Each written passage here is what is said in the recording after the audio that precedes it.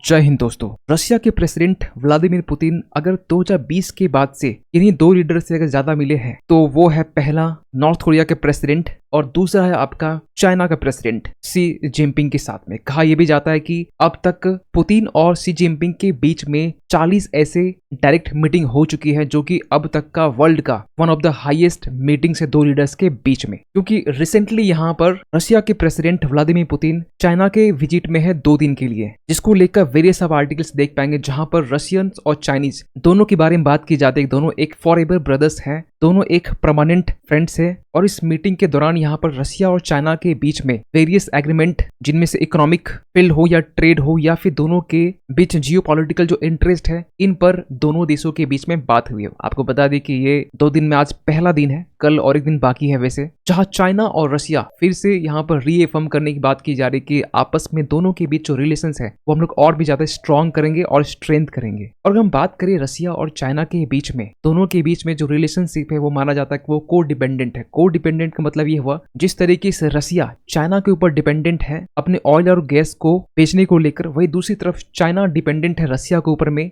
Chinese goods को के लिए एक मार्केट, जो कि रशिया एक चाइना के लिए एक सबसे बड़ा मार्केट प्रोवाइड करता है, जिनमें चाइना डुअल यूज जो चाइनीज गुड्स है, डुअल यूज का मतलब ये हुआ कि वो गुड्स जो बेसिकली सिविलियंस के लिए भी हो और मिलिट्री यूज हो, चाइना बेसिकली रशिया को ये प्रोवाइड करता है। और दोनों के बीच जो रिलेशंस है, कहा यह जाता है कि 2018 के टाइम में दोनों देश आपस में मिलकर डिसाइड किए कि 2024 के एंड तक में ये लोग $200 बिलियन का ट्रेड करेंगे। लेकिन आपको बता दें कि इससे पहले ही यहाँ पर $240 बिलियन का जो बायलैटरल ट्रेड है वो सरपास हो चुका है, वो क्रॉस हो चुका है, जो बेसिकली रिफ्लेक्ट करता है कि दोनों के बीच जो बायलैटरल रिलेशंस है किस तरीके से इंक्रीज हो रहा है। दूसरा सबसे बड़ा फैक्टर यहाँ पर है खासकर रशिया के लिए, क्योंकि रशिया और चाइना के बीच में एक पावर ऑफ साइबेरिया 2 है। ये बेसिकली एक प्रोजेक्ट है जो चाइना और रशिया के बीच में है। ये 2 इसलिए क्योंकि पावर ऑफ साइबेरिया ये 1 जो कि एक नेचुरल गैस पाइपलाइन प्रोजेक्ट है, ये दोनों के बीच में ऑलरेडी ये स्टार्ट हो चुका है। लेकिन जो पावर 2 है, पावर ऑफ साइबेरिया 2 है, ये अंडर डेवलपमेंट है, पार्सली इस काम को पूरा किया जा चुका है। लेकिन अब ये जो प्रोजेक्ट है मंगोलिया के थ्रू से ये क्रॉस करता है, जो मंगोलिया का जो उलन बतार जो रीजन है यहाँ से, और भी कुछ अदर रीजन है, जिसके कारण ये जो प्रोजेक्ट है अभी तक कंप्लीट नहीं हो सका है। लेकिन अब बात ये की जा रही है कि रशिया और चाइना के बीच में ये जो नेचुरल गैस पाइपलाइंस का जो प्रोजेक्ट है इसे पूरा किया जाएगा। और तीसरा सबसे मेन फैक्टर है रशिया और चाइना के बीच में स्ट्रेटेजिक म्यूचुअल जियोपॉलिटिकल इंटरेस्ट। देखिए, जो जियोपॉलिटिकल म्यूचुअल इंटरेस्ट है रशिया और चाइना का, जो दोनों देश को कहीं न कहीं साथ मिलाता है, क्योंकि चाइना और यूएस और रशिया को ये अच्छे से मालूम है कि जिस तरीके से यूएस लेड वर्ल्ड ऑर्डर यहाँ पर आज के टाइम में अमेरिका क्रिएट करना चाहता है, जो कि एक कॉमन चैलेंज बना हुआ है एशिया कॉन्टिनेंट के लिए, इसके लिए यहाँ पर चाइना और रशिया एक साथ यहाँ पर आकर यूएस लेड वर्ल्ड ऑर्डर जो है इसे चैलेंज करना चाह रहा है। और इसके लिए ओनली चाइना रशिया साथ नहीं है, इसमें यहाँ पर नॉर्थ कोरिया, ईरान, ये तमाम जो देश है ये चाइना और रशिया के साथ में है। और कहा यह जाता है कि ये 4 देश का एक एक्सिस तैयार हो रहा है नाटो ग्रुप के अगेंस्ट में। और ये जो 4 ग्रुप्स है, बेसिकली 4 कंट्रीज है, चारों के लिए जो कॉमन एनिमी है या कॉमन चैलेंज है वो बेसिकली यूएस है। लेकिन स्पेशली अगर हम बात करें रशिया चाइना का, जो कहा जाता है कि दोनों के बीच में नो लिमिट्स रिलेशनशिप है। मतलब क्या हुआ, देखिए, आज से 2 साल पहले जब रशिया यूक्रेन वॉर स्टार्ट हुआ था, उसके जस्ट 2 से 3 वीक पहले पुतिन और शी जिनपिंग के बीच में जब मीटिंग होती है तो उस बीच में यहाँ पर नो लिमिट पार्टनरशिप या नो लिमिट्स रिलेशनशिप का जो कॉन्सेप्ट है वो इमर्ज होकर आता है, जिसमें यह कहा जाता है कि रशिया और चाइना हर एक फील्ड में कॉपरेट करेंगे। हर एक फील्ड का मतलब ये हुआ कि चाहे डिफेंस का मामला हो, गुड्स एंड सर्विसेज का मामला हो, हर एक फील्ड में रशिया चाइना कॉपरेट करेंगे। और रिसेंटली जिस तरीके से 2 साल बीता है, यहाँ पर देखा भी ये भी गया है कि जब से रशिया यूक्रेन वॉर स्टार्ट होता है उसके बाद में यूएस की तरफ से रशिया के ऊपर मल्टीपल सैंक्शंस लगाए जाते हैं। सैंक्शंस के बावजूद यहाँ पर चाइना इससे ऑयल इंपोर्ट करता है सस्ती दरों पर, इवन कि इंडिया भी करता है, लेकिन फिलहाल रशिया चाइना के बीच में बात कर रहे हैं। और इन बिटवीन सैंक्शंस यहाँ पर चाइना और रशिया के बीच में जो ट्रेड है ये नॉर्मल तरीके से आगे कंटिन्यू होता है जिस तरीके से सैंक्शंस के पहले था। लेकिन ना एक सबसे बड़ा क्वेश्चन मार्क निकल के आता है कि क्या चाइना और रशिया के बीच में जो नो लिमिट्स रिलेशनशिप है, क्या ये रियली नो लिमिट्स रिलेशनशिप है? मतलब हर एक फील्ड में कॉपरेट करते हैं। एक्सपर्ट्स इसको लेकर क्वेश्चन मार्क रेज करते हैं, क्योंकि जब भी बात आता है डिफेंस को लेकर, चाइना यहाँ पर हेजिटेट करता है कि खुल के सामने कह नहीं पाता कि चाइना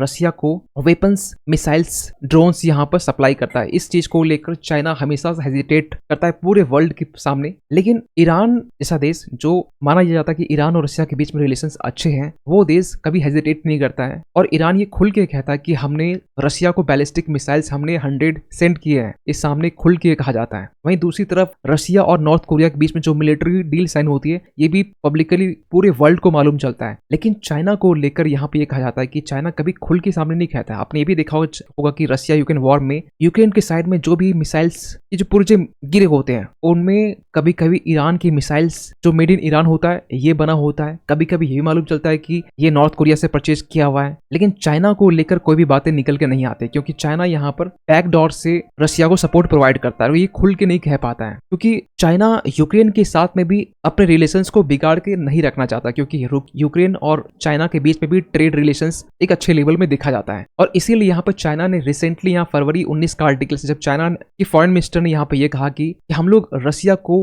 लीथल वेपन्स सप्लाई नहीं करेंगे, सेल नहीं करेंगे। और ऐसा नहीं कि पहली बार कहा जा रहा है, इसके पहले भी आपने देखा होगा रिसेंटली जब चाइना के प्रेसिडेंट शी जिनपिंग फ्रांस समेत 3 ऐसे छोटे छोटे और कंट्री में के विजिट में जाते हैं। उस बीच में हम इसी मंथ की बात करें, मई मंथ की हम बात कर रहे हैं, जब चाइनी मीडिया की तरफ से ये बातें निकल के आती है कि शी जिनपिंग अब यहाँ पे ये कह रहे हैं कि ये रशिया को लीथल वेपन्स या भी कोई भी वेपन्स सप्लाई नहीं करेंगे, इनके साथ में डील नहीं होगी, ये बातें निकल के आती है। और फिर जब रिसेंटली यहाँ पर चाइना और रशिया के बीच में जब रिलेशनशिप देखी जाती है, पुतिन विजिट में होते हैं चाइना के, दोनों लोग मिलते हैं तो आपस में फिर से ये बात को लेकर रीअफर्म किया जाता है कि हमारे बीच में नो लिमिट पार्टनरशिप से नो लिमिट रिलेशनशिप है। तो कैसे कोई चाइना के ऊपर बिलीव कर ले, जहां चाइना आज के टाइम में फ्रांस और कुछ यूरोपियन कंट्री को खुश करने के लिए ये कहा जाता है कि हम यूक्रेन रशिया को वेपन सप्लाई नहीं करेंगे, वही दूसरी तरफ यहाँ पर नो लिमिट पार्टनरशिप की बात की जाती है। इसको लेकर यूएस कहता है कि चाइना जो है ये बेसिकली वेस्ट और रशिया दोनों के साथ में जो रिलेशंस हैं वो मेंटेन नहीं कर सकता है। China can't have it both ways with Russia and the west. तो चाइना यहाँ पर आज के टाइम में रशिया से क्या एक्सपेक्ट कर रहा है? देखिए, चाइना का सबसे